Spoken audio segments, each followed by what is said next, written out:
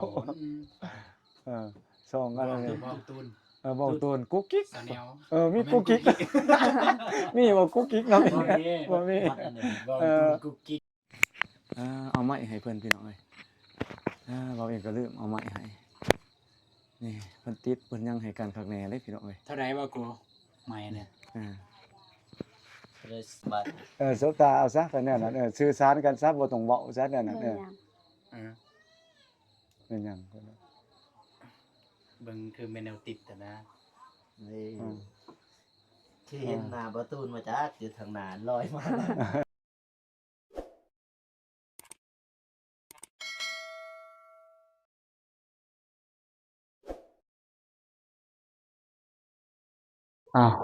กราบทักทายสบายดีพ่อแม่พี่น้อง FC ที่น่ารักเบิดสุขสุขคนบ่ว่าอยู่ไกลอยู่ไกลอยู่ภายในและก็ต่างประเทศก็ยินดีต้อนรับเข้าสู่ช่องบ่าวผู้วงคือเก่าคือเดิมพี่น้องเอ้ยมื้อนี้เราก็คำมื้อตื่นตานะพี่น้องเอ้ยมาเยี่ยมยามน้องบองพี่น้องเอ้ยว่าเพิ่นกินข้าวหนังถามป้าได้บ่ได้จังไดคือเห็นแววๆเห็นรถเบาโกบ่มาเพิ่นสิหรือว่าเบาตุนอยู่บ่เนาะไปเบิ่งกันเด้อพี่น้องเอ้ยว้าโธ่พี่น้องเอ้ยปล่อยคำลงแดงไปว่าหยังก็สิพาพี่พาน้องไปเบิ่งไปเบิ่งกันเด้อพี่น้องเอ้ยเออ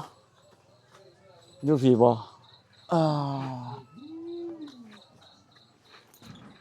อ้าวสบายดีสบายดีสบายดีเด้อว่าวกุได้พี่น้องเอ้ยว่าวกุก็มาคือกันพี่น้องสบายดีบ่าวตูนบ่นี่คือว่าเฮ็ดดอกเป็นพิเศษไว้สุดนี่เว้ยแนวไหนวะคือว่าแมทกันนี่เนาะสุดนี่เนาะว่าที่จะว่าเพิ่นนี่มึงนี่น้อยๆนี่โอ้ยยังดีจะมายุ่งแท้นี่เอาออกไปก่อนผู้น้อยๆนี่เด้ขาก็มาพี่น้องเด้โดยสบายดีนี่น้องบองนี่น้องบองเฮ็ดยังอยู่น้องบองมึงคิงไฟไปหน่อย จิงไฟมาโดนน่ะบ่โก้บ่โก้สบายดีบ่โก้ สบายดีพี่น้อง โอ้ เอ้ย ย มาเด็กอยู่เด็กวันนี้ โอ้เนาะ มีแผน พี่เพียนน่ะ โอ้ยแค่นั้นเดียว มี เอ แผน อ เสียวโกะมีแผนพี่น้องเอ้ย นี่ เสียวโกะมีแผนเสียว มีแผนดับบ่นั่นเนี่ยได้บ่ตุนเอาเบิ่ง เพื่อนโกะมีแผน นานแผนความลับบอกไล่อยู่บ่ล่ะแผนน่ะ จังหน่อยเอาพอพึ่งออกใส่พอไฟ โอ้ยเพิ่นบ่ยอมมื้ออันเนาะปกติมื้ออันนั้นบ่ มือแหละ มือแน่เลย มีนัดพิเศษบ่ แม่ มีแผนน่ะ บ่มี อยู่ใกล้ๆนี่แหละตามเบิ่งนี่บ่ไปบ่มาเพิ่นบ่มีอัน ถามประตูท่านเลย เออ ถามประตูว่า จังไดมาจังไดนะ มาคำแน่บ่ตุนเอ้ยมาเยี่ยมยามถามข่าวกันฝากคำนี่แหละบ่ตุนเอ้ยได้ยินข่าวว่าบ่ตุนมาประจำการอยู่พี่ช่วงนี้ก็ได้ว่าอยากมาสอบถามเบิ่งว่าเป็นแนวใดนะหรือว่ามันใกล้มอไม่ได้อันบ่ได้แนวใด นั่นพี่น้องเนาะยังอยู่บ่เออ นี่แหละครับบ่มาก็บ่ได้แล้ว ใจมันดิ้นหอกเอ้า นี่ โอ้ย ปืนนะมือใส่ก่อนนะ จับมือแล้วนะนี่คือข้างนอกให้จับมือแล้ว มันแนวใดอีกเบิดดอยๆแดๆไปโอ้ยบ่ จะ ได้ นั่นเราสิแกงไปแกงมาจอดโทรศัพท์ วินัว อ้าว อยู่นั่งนี่ก็ได้ ไปพุ่นซะ ไปสิดูก่อนก็ได้กันเฮ็ดแนวนี้ ไหวเบิ่งได้บ่ตุนนี่คือว่าเฮ็ดตึกจักคือสิมื้ออันนี้บ่น้องเอ้ยว่าตก ยังเนื้อไก่ ตกใจเบิดโอ้ยเปียนั่งผิดทางพี่น้องเอ้ย ไว้ นี่ มันรถมันโตนะหันหนังไปที ฮ้อนแด้เพิ่นฮ้อนฮวนแด้พี่น้องเอ้ยนี่ว้าวโกก็มาหาแถวนี้แหละได้ยินว่ามีความลับคือกันเพิ่นว่าเบิ่งก่อนนี่กินข้าวกินน้ำแล้วบ่นี่บ่ตุน ด้วยกินแล้ว กิ กินแล้วบ่ เด้อกินแล้วกิน อ่า น้องกินมาแต่เพิ่นละเด้อ โอ้ย หาน้อง มึงต้นที่ใช่พ่อกูมึงปะเอาไม้ให้เพิ่นพี่น้องเอ้ยเราเองก็ลืมเอาไม้ให้นี่เพิ่นติดเพิ่นยังให้การคักแน่เลยพี่น้องเอ้ย เท่าไหร่บ่กูไม่เนี่ย อ่า เลย2 ล้าน2 ล้าน8แสนกับแทนบ่จะซ่อนมันโปรได้ ว่า ให้บ่เมกแล้วซื้อให้ ว่า บ่เมกแล้วซื้อให้ฝากเงินนำเรา ว่าจะกำลังสั่งอยู่แต่ว่าธนาคารถืออีก สั่งตัวนี้ก็ดีเลยมันดีอย่างนั้นมันดีหนึ่ง ไม่อันหนึงเด้ ฮะ ไม่อันหนึง อยู่ คอยยืมใส่ เรื่อง ซื้อมาที่ใส่น้องบองใส่ อ่า ได้ไหน ให้เพิ่นเปิดคลิป เปิดช่องบ่แน่เลย เลย เฮ็ดช่องใหม่บ่ แม่นพอดีว่าสิปรึกษาเบาโกเลยจังหน่อย อ่า จังหน่อยกัน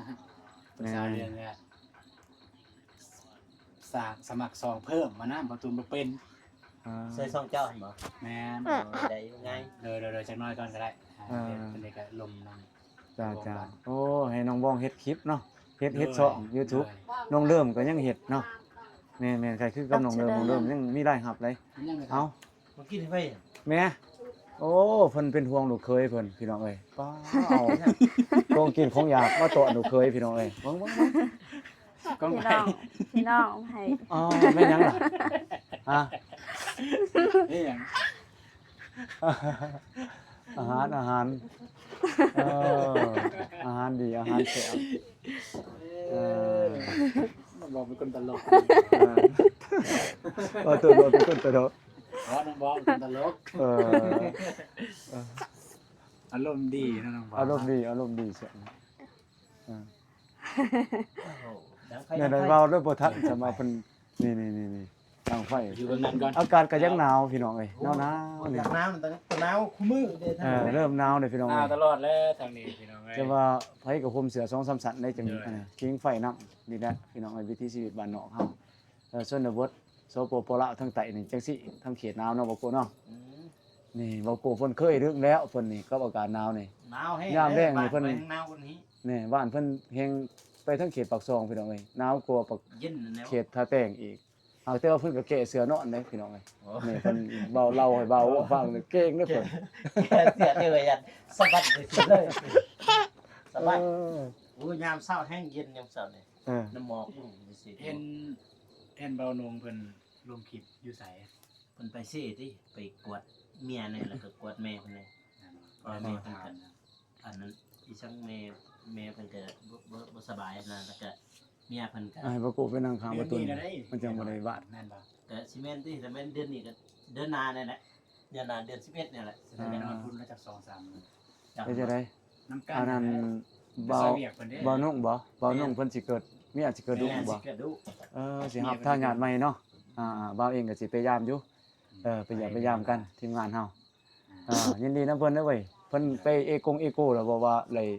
ผู้ชายผู้หญิงบ่ได้ถามเพิ่นว่า นี่ เนาะก็ถือว่าลูกคนที่เท่าไหร่ล่ะ คนที่2 ที่สองลูก2คนพี่น้องเอ้ยว่าวอานุถือว่า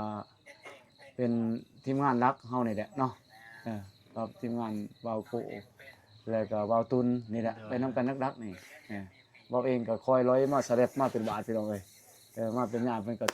ส่วนไปตลอดอยู่หรอกแต่ว่าเว้าก็ค่าเวียกช่วงนี้ก็เลยบ่ได้ไปนํกันนี่แหละ อ๋อเด้อพี่น้อง นั่ง ค่ำมื้อนี้ อ้อมกองไฟแล้วก็ นี่แหละ อบอุ่น ในเคยมาในชนบทนะพี่น้องเนาะยามแรงบ่แต่ยามแรงยามเช้าก็แม่นจังซี่กันดังไฟแล้วคิงจังซี่เอามือจุ่มสิในชนบททางฝั่งไทยนี่ทางเขตอีสานมีพี่น้องแบบนี้มีแต่ว่าบ่แม่นเด้อนี่ทางอีสานเด้ นั่นได้ป่ะ แบบนึงอีกทางอีสานทางบ้านข่อยแห้งคักยามเช้ายามแรงพูดไปดังอยู่ลุ่มหุ่นอยู่กองลางเฮือนข้างเฮือนน่ะก็จุ่มกันให้ กินกาแฟน้ำสะอยู่หั่นบ่ ยามเช้าเด้ สนทนากันเนาะ ปากช่อง เขตปากซองแห่งหนาวกว่านี้พี่น้องเอ้ย แต่ เว้าโก ดังไฟอยู่เช้าตอนเช้าหรือว่าตอนแรงหั่นบางทีสิได้ต้มน้ำอาบ มันหนาวหลายเนาะ หนาวหลาย ก็ ก็ต้มน้ำอาบต ตอนเช้าหันมีแต่มาคิงไฟแบบนึ่งข้าวนึ่งน้ำแล้วอยู่ทางเรือนหันมันนึ่งมันคิงไฟบ่ได้เด้ อยู่ทางเทือนมันนี่ไปดังอยู่ลุมแล้วก็คิงไฟอยู่ลุมซ้ำๆมันแจ้งหั่นนะบางคนก็ไปเก็บกาแฟว่าบางคนยังบ่ได้ไปเก็บกาแฟอะไรบัดนี้งานหลายแล้วนี่ งานหลายแล้วเพิ่นว่าพี่น้องเอ้ย งานหลายจักสิถ่ายคลิปจักสิไปเบิ่งหน้าอีกเขาก็ล้นเลยอยู่ทางนั้นกาแฟก็บ่ทันเก็บครับกาแฟแม่ครับ อีหยังนี่ก็ได้นี่แหละเพิ่นว่าเบาโกะก็เล่าให้ฟังว่าเพิ่นเขียดนาวคนนี้เพิ่นว่าเพิ่นดึงแล้วเพิ่นว่าหักเบาโกะก็ป้าโทพี่น้องเอ้ยเพิ่นก็ถือว่ามาเลิกมาเรือนในบ้านเพิ่นก็ใกล้เติบเลยพี่น้องเอ้ยขี่รถคนเดียวบ่ย่านบ่เบาโกะ ฮะ เจ้ามื้ออาจจะบ่ย่านบ่ล่ะค่ำๆนั่นขี่รถจักรผู้เดียว บ่ยันดึงเลยเส้นทาง ย่านว่าอยากมีผู้อยากเมื่อนำหั่นนะ จักสิไปเมื่อนำถ้าดึกหลายก็มีจุดนอนอยู่ซะแตกนี่พี่น้อง บ่ ดึกหลายครับบ่นี่จะช่วงนี้ก็หนาวช่วงนี้นี่ บ่แล้วว่านอนอยู่ ไป แถว ไหนก็เมื่อเลย บ่มีที่บ่นอนแถวเขตไกลๆนี่ อ๋ออันนี้บ่มีเนาะ ขอโทษพี่น้องเอ้ยนี่แหละน้องบองนี่เพิ่นก็ยิ้มเลยพี่น้องเอ้ยนี่โอ้โหเพิ่นก็คือสินี่แหละนี่ต่างฝ่ายต่างสิยิ้มนี่เบิ่งพี่น้องเอ้ยคู่กันนี่หน้าก็คือกันได้บ่กูจะเบิ่งเบิ่งซอยข่อยเบิ่งซอยบ่าวเบิ่งคือว่ามันไปแล้วคือกันคล้ายคือกันอยู่เลยเพิ่นเนาะ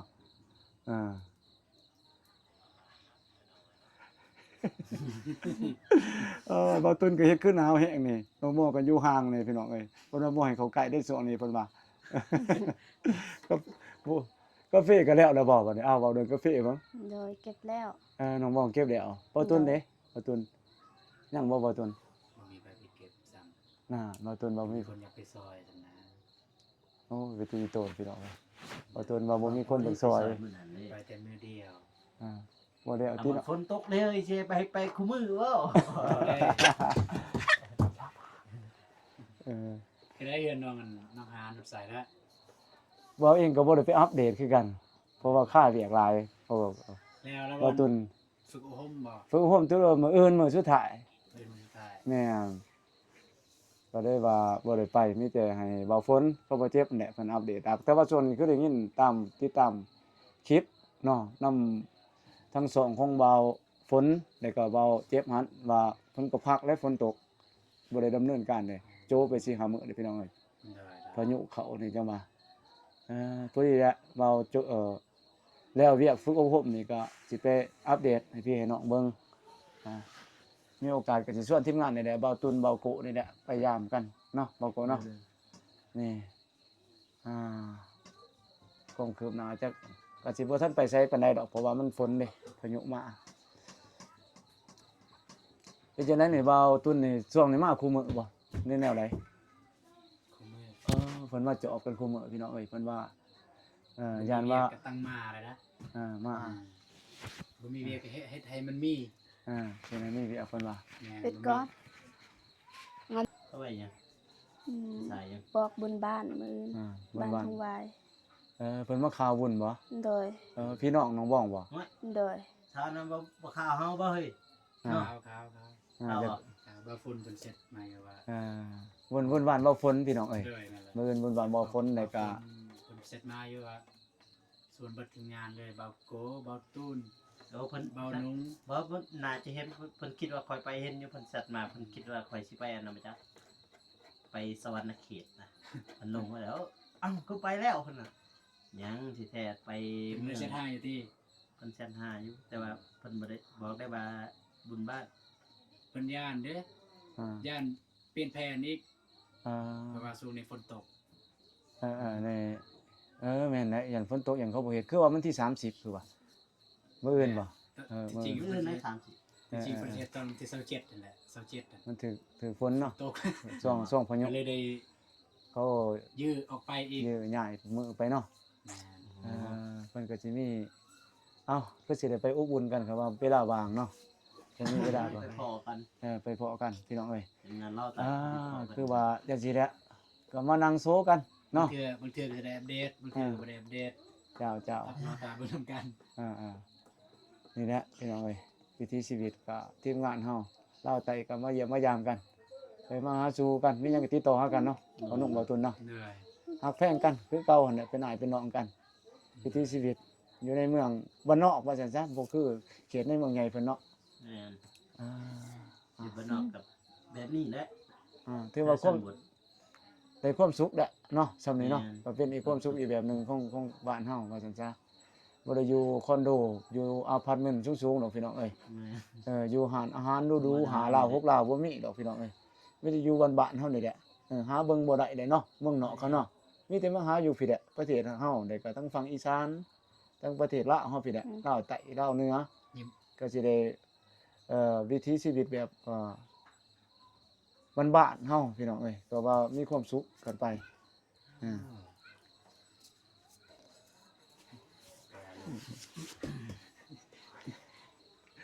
โอ้นี่ FC น้อยก็กวนเด้ออยู่พี่น้อง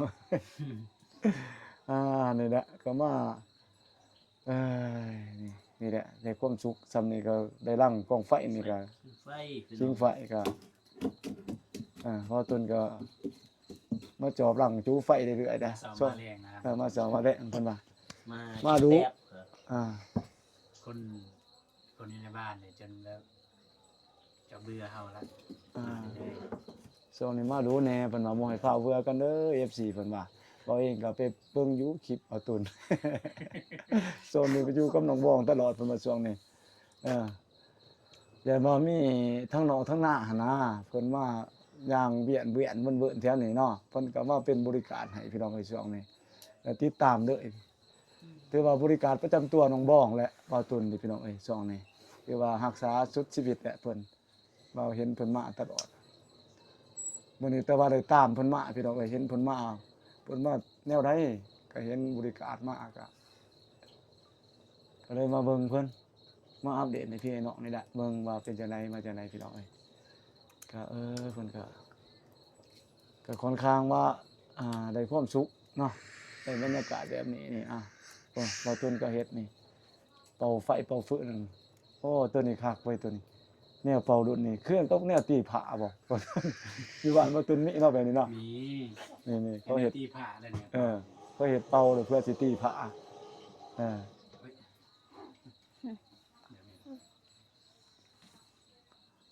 พอดีอยู่พอดีมวน เบิ่ง แต่ว่ากลางคืนเนี่ยมันเป็นอีชังมันคือบ่ฝนกลางคืนนี่มันไปฝนนี่ยังตอนกลางเว้น หมู่สิไปเฮ็ดเวียกเนาะ เบิ่งโทรถามเทวดา พยากรณ์อากาศมันก็ธรรม โทร ชาติ ถามเทวดาฝนตกอีหยังบัดสิแจ้งมาแหละ5โมงนี่ฝนตกแล้วดิ บ่ได้เรียนในงานได้บัดนี้ เอ้ ยามแลงนี่มีคนสิอยู่สินอนเพราะว่าบ่ตกเนาะ บ่ตก เนาะ นี้ยังบ่ตกเบิดคืนแล้วนี่ตอนนี้เบิดคืนนี่บ่ตกมื้ออื่นเช้ามานี่สิแจ้ง5โมงนี่แยะๆๆๆแล้วฝนเนี่ย เดิมเอาแหละไปเวียกไปงานก็บ่ได้เนาะบ่ก็เนาะ เด้อเลยเฮ็ดให้เหมาะอยู่กับคนขี้ขลาด น้องบ้องก็ช่วงนี้ก็จังได๋น้องบ้องถามน้องบ้องก่อนรำคาญบ่น้องบ้องนี่เบิ่งสิถามเพิ่นว่าทีมงานละเฮาไต่เฮามายามเพิ่นได้เด้อนี่ ก็บอกกันเด้ รำคาญก็บอกกันเด้อบ่แต่ว่าที่เฮาบางเทื่อนี่ก็บ่ตุนนี่เพิ่นคือสิบ่ดอกเนาะ ยัง ว่าเพิ่นรำคาญบ่ยันว่าเพิ่นสิรำคาญบ่จักพวกว่าพวกอันนั้นมาก็ค่ำกลางคืนรบกวนเพิ่นบ่จักเนาะ ถามแน่นอนคนเฮ็ดคิดหยังตอนนี้ ฝากบ่ตี เพิ่นก็บ่เห็นว่าจังไดเนาะว่าตัว บ่ได้รำคาญทีมงานมาแฮงดีใจ มากินข้าวพร้อมก็ ว่าตอนนี้น้องเพิ่นคิดหยังอยู่ตอน คิดหยังอยู่ตอนนี้ บ่ได้คิดหยัง บ่ได้คิดหยัง เลย แล้ว คืออยากเห็นว่าง่อยๆเงาๆนี่ มีแนวเรื่องในใจแนวใดเพิ่นอยากให้ อยู่แล้วสบตาบัด สบตาเอาซะก็แนวนั้นสื่อสารกันซะบ่ต้องเว้าซะแนวนั้น เลยหยัง เป็นหยัง เบิ่งคือแม่แนวติดแต่นะ นี่ที่เห็นหน้าประตูมาจากอยู่ทางหน้าลอยมา นี่เว้าโก้เพิ่น ถ่ายช็อตก่อนหน่อย เพิ่นก็ถ่ายคลิปช็อตพี่น้องเอ้ย บรรยากาศในหมู่บ้านชนบทเป็นแบบนี้แหละความสุขที่สุดดีใช้ชีวิตร่วมกัน เดี๋ยวแม่สีเรือนงามเอาสดแทงโดนบาน เก็บได้เท่าไรได้เหรียญได้บ่ นะ อ้ายได้ ใช่แหละ YouTube จ้ะครับ พวกมันได้เท่าใด100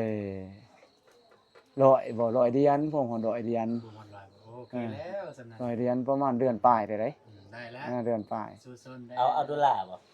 แม่นแต่ว่ามันอันนั้นเพิ่นคือว่าเอเซนบ่ทันมาแนวใดเด้อบ่โกเอาเบิ่งเบาเรื่องอันนั้นมันคือสิยุ่งแต่ก็เอเซน จักได้ ตอนนี้ต้องรอ ได้แล้วบ่ รอทานนั่น ว่าบ่โกส่องอันนั้น ส่ง กำลังให้เพิ่นเฮ็ดคือกัน บ่ ก็ให้เพิ่นเฮ็ด จะ ซองใหม่อันว่า ส่งไม่บ่โก ใส่ข้าวปอก ส่องห้องบ่โก กันเลย บ่เอาอีกเส้นเดียวเลยบ่ เอาเดียวเลย มันจะง่ายเนาะ สิฝากช่องเพิ่นก็แล้วกันซะอันนั้นช่อง YouTube ของผู้ที่เฮ็ดช่องเบาโปเบาผู้วง คนเดียวกัน คนเดียวกันช่อง YouTube เพิ่นก็เฮ็ด YouTube คือกันเพิ่นน้อยเนาะอันพอสีหอมบ่ช่อง สีหอมบ่ เบาสีหอม พอสีหอม แม่นพอสีหอม เคยเห็นอยู่ซองก็แล้วก็เม่นอยู่ทีมงาน เฮ็ดเกี่ยวกับหยังบ่ เรา ก็บ่ได้เบิ่งแบบ ถ่ายชนบท แบบคอนเทนต์เต็มๆของน้องจักแม่นหยังเบิ่งผ่านๆไป เราถ่ายไปชนบทเราก็เป็นอันนั้นคือกันอาจารย์สอนคือกันแบบเจ้าเฮือน บ่ แม่น อาชีพครูสอนนี่บ่ แม่นครูสอนนี่คือกัน ว่าบ่ทันบ่ฮู้ได้คิดว่าเราเป็นแบบประชาชนนี่ก็เฮ็ด YouTube ไปทำ สอนมานี่ เบิ่งเอามาเบิ่ง นี่ ที่สิกองมึงนี่พี่น้องเอ้ยนี่ซองของเพิ่นเด้อพี่น้องเอ้ย อ่าพอสีหอมนี่ นั่นล่ะใส่ว่าจี้กันมึงสิถ่ายเอาอีกบานหนึง เอา โอ้สมกว่านั้นจะเบิดน้ำหมอกลงแฮงแท้ อีบีมาทางนี้ซะเห็นอยู่บ่นี่ที่ลุมนี่โอเคสองปฏิวาเฮ็ด YouTube อันก็อีเซนเบาโกเบา แม่นบ่มุกเนาะ เพิ่น อาหารเพิ่นนี่แหละหน่อยแต่ก่อนมาโกกระทายแบบชนบทคือกันติดตามวิธี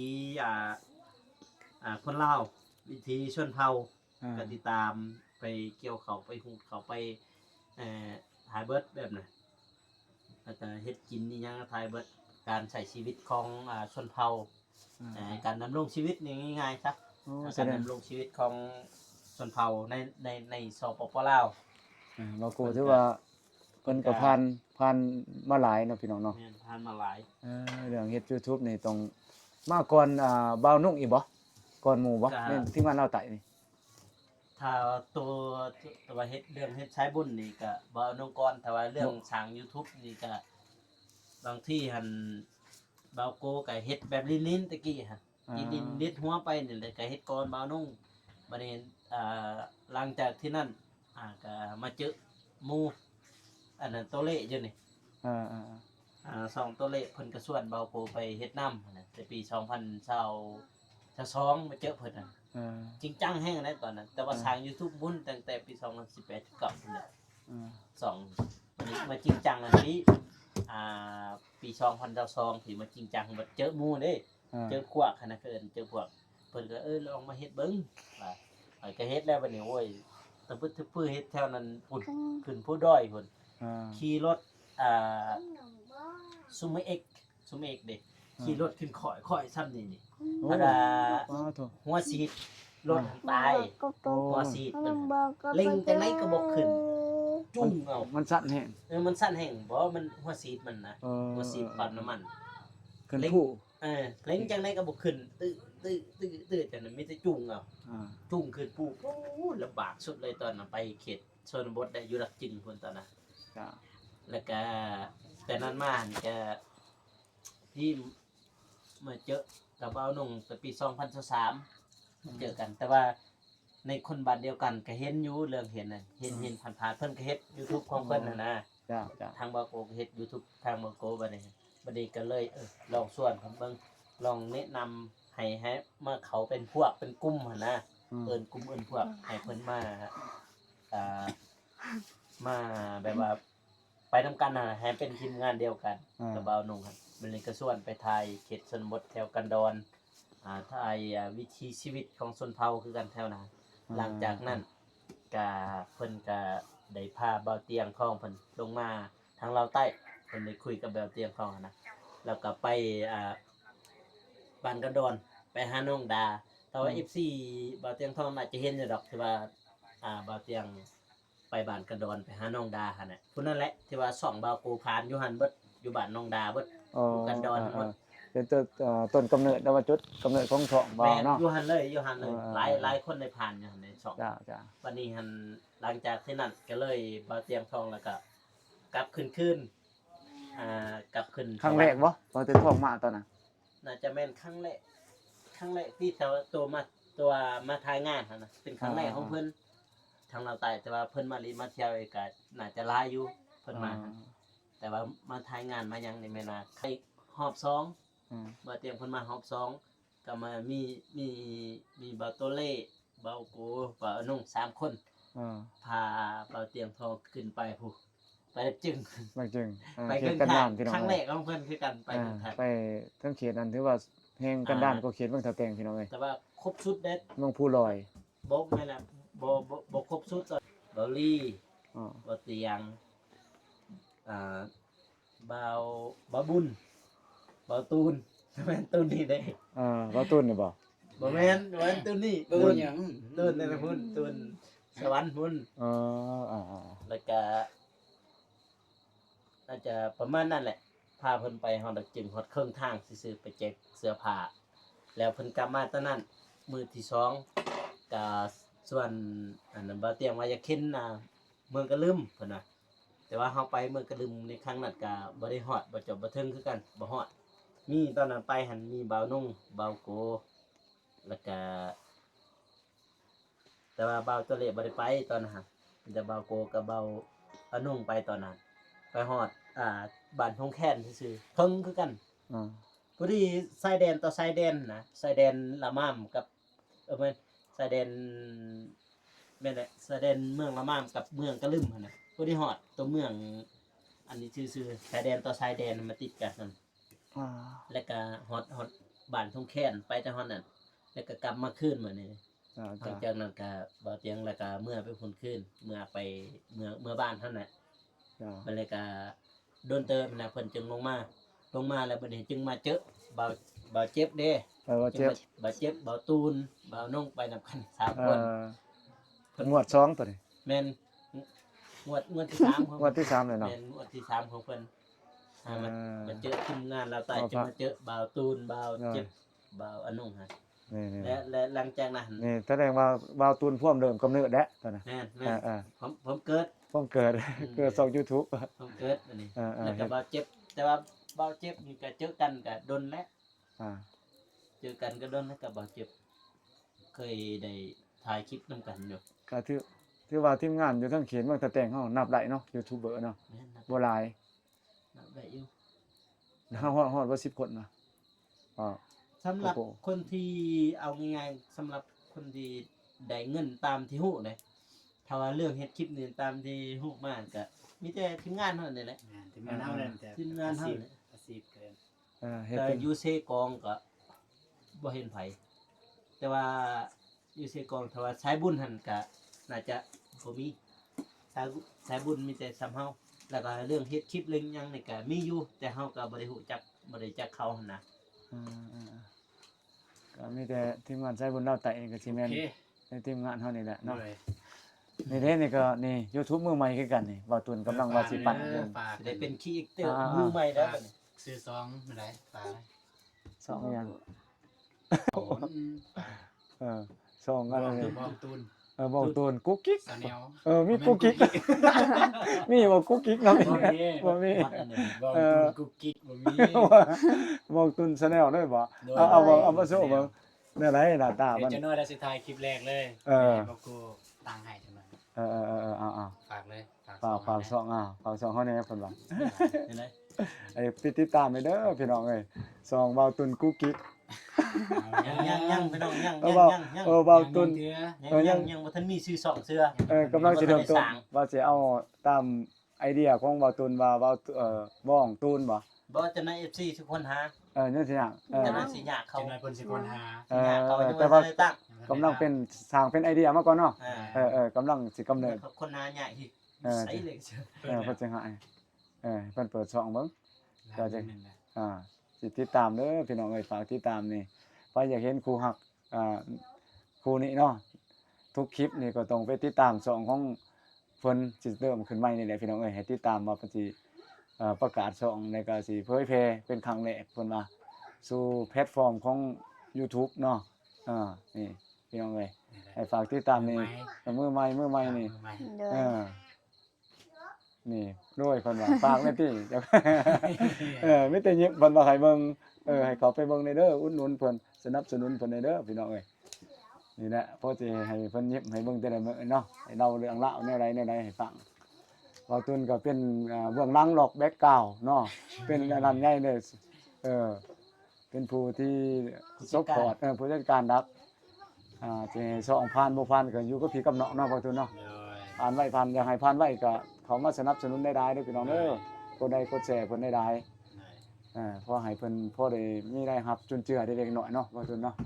โดยเป็นอาชีพเสริมนี่กันอยากมีข่าวดีไว้ โดย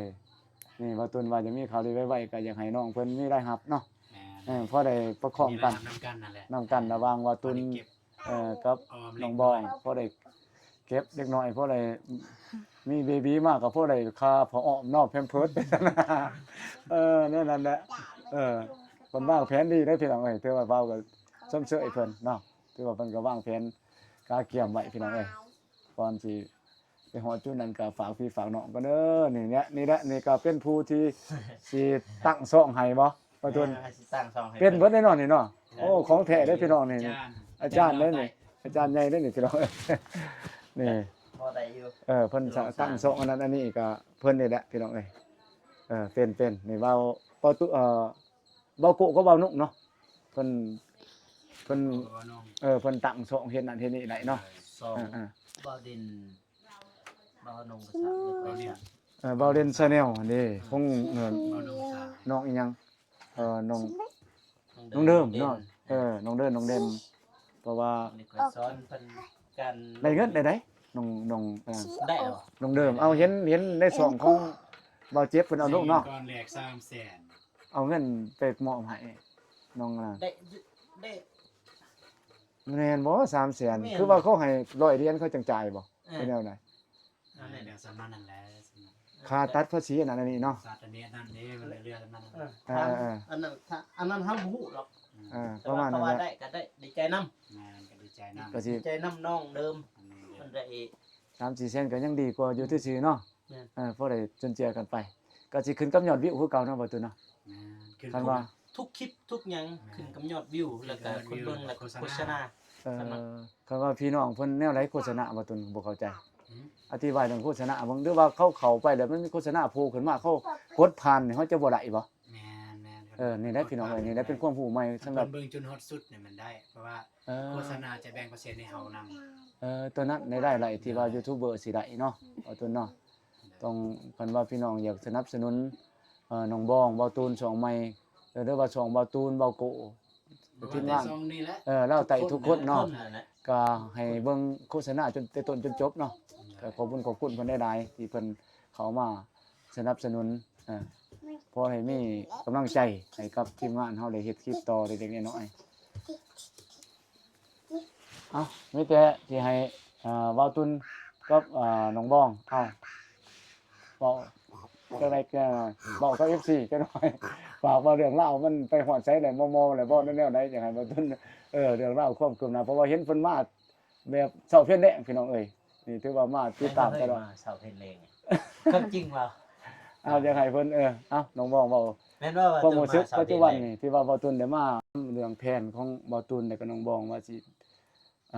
ไปจะไหนมาจะไหนเนาะมันวางแผน ข่าวดีไว้ เรื่องข่าวดีหั่นแหละแม่นๆทั้งรวมทั้งเรื่องข่าวดีแน่ได้ก็เรื่อง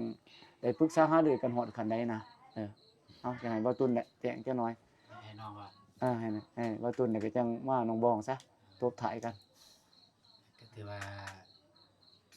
ยังโดนเจอ จ้า ยังโดนเจอเพื่อเว้าเรื่องกลุ่มเพียงพร้อมสำหรับตัวเองก็สิว่าง่ายๆก็อยากมีเกินว่าที่ห้องฮับสำกระตอบน้อยๆซะบ่ได้ สองมากกับน้องเพิ่นยังเกินว่ายังบ่ทันอยากสร้างครอบครัวยังอยากเป็นเกินว่า อิสระในจากหน้อยหนึง ยังบ่ อายุ59 ปี ยังบ่ทันพร้อมปานใดว่าซั่นซะเนาะยังจะ เราทาเบิ่งในวิทย์ปีนี้กับปีหน้า น้องเพิ่นสิว่าสิได้แล้วก็ทุกอย่างก็ขึ้นกับน้องคันน้องว่าพร้อมก็ดำเนินเลย จะถือว่าช่วงนี้ก็ให้สร้างเนื้อสร้างตัวเก็บกำก่อน เด้อ เนาะเก็บเงินเก็บคำก่อนเด้อพี่น้องเอ้ยเขาไป จึงอยากสร้างช่อง YouTube ให้ไปอุดหนุนเพิ่นเด้อพี่น้องเอ้ย ถ่ายคลิปถ่ายคลิป เอาเด้ฟังเพิ่นว่าสิได้สร้างช่องใหม่นี่พี่น้องเอ้ยนี่แหละเจ้าของช่องตัวจริงนี่ โดย เฮ็ดหน้าปกโปรไฟล์แนวงามๆเด้อแต่ง ใครอยู่ดอกนี้ผู้สิแต่งจัดสรรปันส่วนเห็นแนวใดให้มันจบงามหน้าช่องหรือว่าหน้าโปรไฟล์หน้าคลิปหน้าหยังนี่เนาะช่องสิเกิดขึ้นไวๆนี่บ่ได้เด้ก็ยังให้พี่น้องเอายังให้พี่น้องฟังบ่กันหน่อยผู้ใดเป็นผู้ออกไอเดียเอ้าก่อนซะเอาลงไอเดียสิเฮ็ดช่องนี่นะใครได้เป็นผู้ออกไอเดียสิน้องบ้องว่าเป็นผู้ว่าคิดอยากเฮ็ดช่องเพิ่นว่าบ่น้องบ้องเองอยากเฮ็ดช่องพี่น้องเอ้ยเอ้าแนวใดล่ะแบบว่าทิศทางในสิเฮ็ดคอนเทนต์แบบใดหั่นนะเอาเพิ่นสิให้น้องบ้องว่าสิเฮ็ดถ่ายเฮ็ดของกินบ่อิหยังหั่นนี่มันก็มีแบบคอนเทนต์ ก็ นั่นแหละ น้องก็ถ่ายชีวิตการเป็นอยู่นี่แหละชีวิตประจำวันของน้อง ก็ว่ามีโอกาสได้ไปซอยสายบุญก็สิไปบ่แนวใดแนว โดย อ่า ถ้ามีก็ไป ได้นี่แหละพี่น้องเอ้ยสายบุญนี่ได้ร่วมทีมสายบุญผู้ใหม่ได้นี่เนาะก็ว่าน้องบ้องร่วมเขานี่ก็มีได้ถือว่าเป็น ยิ่งนี้บัด เป็นผู้หญิงผู้เดียวได้นี่ ครั้ง ในทีมงาน แรกแล้ว แรกและลาวไต่ เราไต่มีผู้หญิงผู้หนึงนี่เอาเบิ่งบ่โกดีบ่ล่ะเบิ่งมันสิมีจุดคือเอิ้นว่ามันมีความหลากหลายเนาะคือเอิ้นเนาะ ก็ดีแด้มีผู้หญิงเข้ามานำมันว่าจะการไปถ่ายอยู่มันดีมีผู้หญิงเข้ามานำก็ยกดีใจ เราเพิ่นสิสร้างกันดีอกดีใจทางน้องบ้อง ยินดีต้อนรับว่าซั่นซะ ยินดีต้อนรับเป็นครีเอเตอร์มือใหม่เป็นน้อง จ้า เป็นยูทูบเบอร์มือใหม่ จ้า เป็นเพจยิ่งเลยเด้ เพิ่นยังเลย ลาวไต่พี่น้อง คนหนึงคนเดียวหนึ่งเดียว หนึ่งเดียวอยู่บ้าน ในดาวไต่ อ่า อ้าวอีหยังก็ขึ้นอยู่กับพี่กับน้องเด้อสิสนับสนุนเพิ่นก็ โดย เริ่มแล้วมื้ออื่นบ่เนี่ยยังจะมื้อกาบ่าคาดว่า YouTube บ่ แม่น YouTube เอาลง YouTube ถ้าบ่โกสมัครสำเร็จมื้อนี้ก็สิถ่ายคลิปแรกเลยจักหน่อยเลย สิลงเด้อแม่นบ่ สิลงเลย จ้าเอาเฝ้ารอติดตามเด้อพี่น้องเอ้ยรอติดตามช่องเพิ่นเด้อเพิ่นสิเปิดเผยภายหลังเพิ่นว่าหลังจากเฮ็ดช่องแล้วเพิ่นน่ะเป็นความลับซะช่วงนี้เอาเองก็ขอฝากนํเด้อพี่น้องเอ้ยติดตามเพิ่นเอาวันนี้ให้เอาเรื่องขอบคุณ FC เบิ่งบ่ตุนจังนั้นปิดคลิปให้เบาเลยซะให้บ่ตุนเอ้ยด้วยกระโดดหมดก็ต้องขอบคุณ FC ที่ติดตามรับชมเนาะเรื่องราวของพวกเราก็คือน้องบองแล้วก็บอตูนแล้วก็ทีมงานเราไต่หมดทุกคน จ้า ขอบคุณ FC เราเนี่ยที่ทุกท่านที่ตามชมคลิปของแต่ละคนของทีมงานเราไต่หมดทุกคนตลอดมาแสดงขอให้ FC เราเนี่ยที่ทุกท่านอยู่เย็นเป็นสุขสุขกายสุขใจสุขภาพแข็งแรงมันคนยืนพัฒนาสิ่งใดขอให้ได้สิ่งนั้นเด้อสาธุ เรื่องราวสองเฮาสองคนเราจะเป็นอะไรก็รอติดตามเบิ่งไปนำกันพี่น้องเนาะ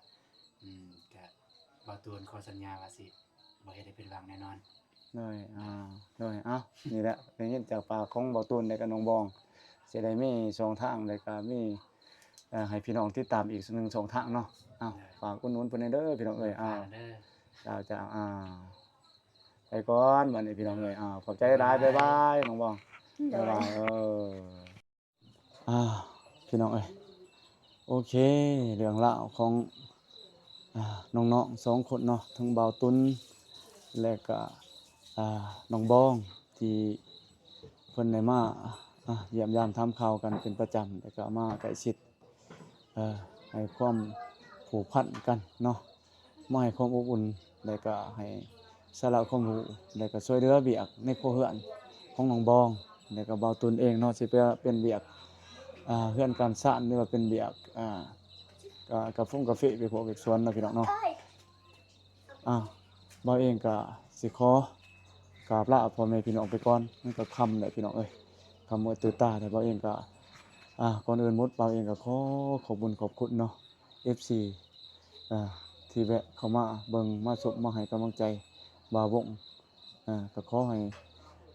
FC ผู้ใหญ่ใจบุญเบิดสุขสุขคนเนาะมีแต่ความสุขความเจริญปรารถนาสิ่งใดก็ขอให้ได้สมดังความปรารถนาเนาะเดินทางไปไสมาไสก็แคล้วคลาดปลอดภัยจากพยันตรายทั้งปวงเนาะม่านผู้มีบาปก็บ่สามารถทำอันตรายFC พี่น้องได้ขอให้พี่น้องเจริญแล้วก็ร่ำรวยกันเบิดสุขสุขคนเนาะบ่าวเองก็สิได้กลับบ้านกลับซองเสียก่อนพี่น้องเอ้ยบ๊ายบายพี่น้องก็ไปกันเด้อพี่น้องเอ้ยกลับก่อนพี่น้องเอ้ย